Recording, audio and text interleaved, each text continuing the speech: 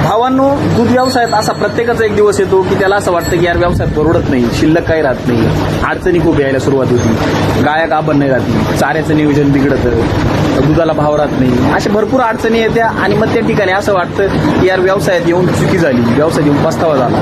आता माझ्या बाबतीत पण असंच झालं होतं. जेव्हा माझ्याकडे 3-4 गायी होत्या गोठ्यात, तेव्हा माझ्याकडे हा प्रॉब्लेम आला होता की यार मला परवडतच नव्हतं काही शिल्लक.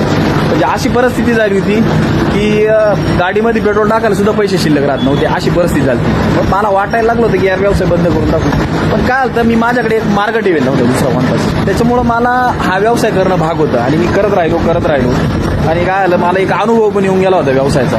माझ्या ज्या चुका आहे ना त्या मला कळायला लागल्या होत्या, काय चुका काय होत्या माझ्याकडून. मी त्या चुकांवर काम केलं, त्या चुका सुधारवल्या.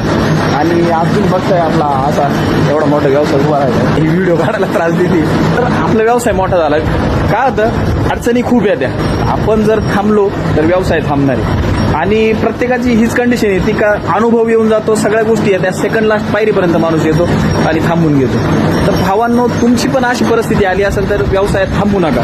काय होते, तुम्हाला आता व्यवसायात अनुभव पण आलाय, सगळ्या गोष्टी आल्या. आता तुम्हाला येणारे प्रॉब्लेम तुम्ही कोणाला विचारून किंवा काय ते सॉल्व्ह नाही होणार, किंवा मी तुम्हाला काही सांगेल का असं करतं त्याच्यात काही सॉल्व्ह नाही होणार. विषय काय आहे, तुम्हाला अनुभव आलाय, तुमच्या चुका तुम्हाला कळत आहे. फक्त काय करायचंय, तुम्हाला तुमच्या चुकांवर काम करायचंय, चुका नीट करायच्या आहे बस. व्यवसाय मोठा करायला तुम्हाला याच्या पलीकडे काही लागणार नाही. आणि एक थोड्या दिवसात तुमचा व्यवसाय मोठा होईल. फक्त तुम्ही तुमच्या चुकांवर काम करा. काय चुका होत्या, माझ्याकडून ज्या चुका होत होत्या त्या मी सुधारवल्या आणि आज एवढा मोठा राष्ट्र उभा गेलाय. 18-20 गायी आपल्या. तर भावांनो, थांबू नका, करत राहा.